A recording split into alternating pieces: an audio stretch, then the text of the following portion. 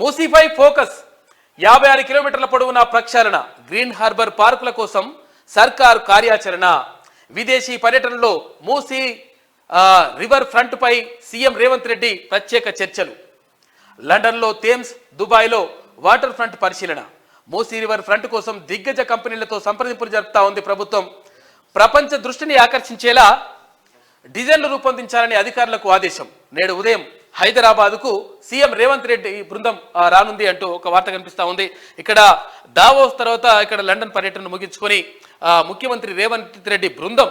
అక్కడ మంత్రులు దుద్దిల్ల శ్రీధర్ బాబు గారు ఉన్నారు తర్వాత కొంతమంది అధికారులు ఉన్నారు వీళ్ళందరి బృందం ఇవాళ హైదరాబాద్కు రానుంది మూసీ నది పునరుద్ధరణపై రాష్ట్ర ప్రభుత్వం స్పెషల్ ఫోకస్ పెట్టింది ఇక మురికి కూపంగా మారిన నదిని ప్రక్షాళన చేయాలని పర్యాటక కేంద్రంగా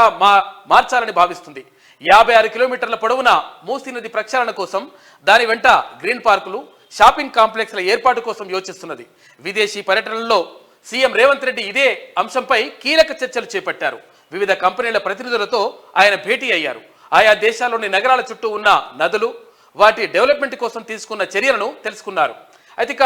లండన్ పర్యటనను ముగించుకొని సీఎం రేవంత్ ఆదివారం దుబాయ్కి చేరుకున్నారు అక్కడ బిజీగా గడిపారు ప్రపంచ స్థాయి సిటీ ప్లానర్లు డిజైనర్లు మెగా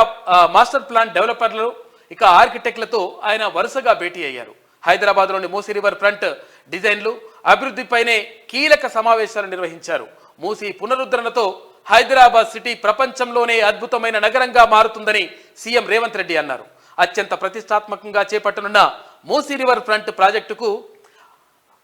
అపురూపమైన డిజైన్లు నమూనాలను రూపొందించాలని అధికారులకు సూచించారు అంటూ ఒక వార్త కనిపిస్తా ఉంది ఇక్కడ మూసీకి సంబంధించి అసలు యాక్చువల్గా మూసీ నది అనేటువంటిది అప్పుడు మంచినీళ్ళు ఉంటుండేనంట అక్కడ నిజాం నవాబు అక్కడ ఏది మూసీ నది పైన అంటే స్నానం చేయడానికి వచ్చేటోళ్ళు తర్వాత అక్కడ మూసీ నీళ్లు తాగేటట్టు ఉంటుండే కాకపోతే ఏంటంటే ఇక్కడ మూసీలోకి మొత్తం కూడా కెమికల్స్ వదలడం తర్వాత మోరి నీళ్ళు వదలడం ఇక్కడ మురికి నీళ్ళన్నీ కూడా వదలడంతో మూసీ మురికి కూపంగా మారిపోయినటువంటి పరిస్థితి కనిపించింది కాబట్టి దీన్ని ప్రక్షాళన చేయాల్సిన అవసరం ఉంది గత ప్రభుత్వం చెప్పింది కానీ చేయలేదు గత ప్రభుత్వం ఏం చెప్పింది మూసీ నీళ్లు ముంచుకొని తాగొచ్చు అని చెప్పేసి అప్పుడున్న మాజీ మంత్రి హరీష్ రావు చెప్పిండు మరి మూసీ నీళ్ళు ముంచుకొని తాగడం అంటే మరి ముంచుకొని తాగుతట్టయినా అంటే కనీసం దానిపైన దృష్టి పెట్టినటువంటి పరిస్థితి కనిపించలేదు కాబట్టి ఈ ప్రభుత్వం 100% హైదరాబాద్కు శోభను తీసుకొచ్చే విధంగా హైదరాబాద్కు ఇంకా ప్రత్యేకమైనటువంటి అంటే ఒక పర్యాటక కేంద్రంగా రూపొందే విధంగా మూసీని 56 కిలోమీటర్ల పాటు ప్రక్షాళన చేయాలి తర్వాత దానికి సంబంధించి ఎక్కడెక్కడ ఏమేమి ఏర్పాట్లు చేయాలి తర్వాత పార్కుల ఏర్పాటు కానీ తర్వాత మూసీ నీటిని మొత్తం శుభ్రం చేయడం కానీ ఇవన్నీ కూడా జరుగుతాయని చెప్పేసి ప్రభుత్వం దానికోసం ప్రత్యేకమైనటువంటి దృష్టి పెట్టినట్టుగా కనిపిస్తూ ఉంది ఇక దుబాయ్లో కంపెనీ ప్రతినిధులతో సమావేశమైన సీఎం రేవంత్ రెడ్డి అంటూ ఇక్కడ చిత్రాన్ని చూసుకోవచ్చు 70 సంస్థలతో చర్చలు దుబాయ్లో దాదాపు 70 సంస్థలతో సీఎం రేవంత్ సంప్రదింపులు జరిపారు ప్రపంచంలోనే పేరొందిన కంపెనీలు డిజైన్ తర్వాత ప్లానింగ్ ఆర్కిటెక్చర్ సంస్థల ప్రతినిధులు కన్సల్టెన్సీ నిపుణులతో సమావేశమయ్యారు దాదాపు అన్ని సంస్థలు తెలంగాణ ప్రభుత్వంతో భాగస్వామ్యానికి మూసీ రివర్ డెవలప్మెంట్ పై ఆసక్తి చూపాయి తదుపరి సంప్రదింపులకు త్వరలోనే రాష్ట్రానికి వస్తాయని తెలిపారు సీఎంతో పాటు CM principal secretary V Seshadri municipal administration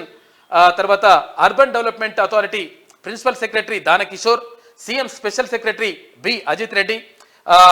HMDA joint commissioner Musi river development corporation ఎండి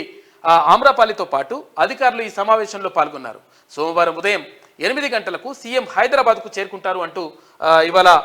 అంటే ఇప్పుడు ఎంతైతే 8 అయింది కదా ఆల్రెడీ ఇంకా చేరుకొని ఉంటారు ఇట్లా చేరుకుంటారని చెప్పేసి ఒక వార్త కనిపిస్తా ఉంది మొత్తం మీద ఇక్కడ దావోస్ పర్యటనలో భాగంగా 40,000 కోట్ల రూపాయలకు పైగా పెట్టుబడులను తీసుకొస్తున్నటువంటి పరిస్థితి కనిపిస్తా ఉంది మరోవైపు మూసీ ప్రక్షాళన కోసం ఒక ప్రత్యేకమైనటువంటి శ్రద్ధ తీసుకున్నట్టుగా కనిపిస్తా ఉంది రాష్ట్ర ప్రభుత్వం అందులో భాగంగా ముఖ్యమంత్రి రేవంత్ రెడ్డి చాలా మంది ప్రతినిధులతో చాలా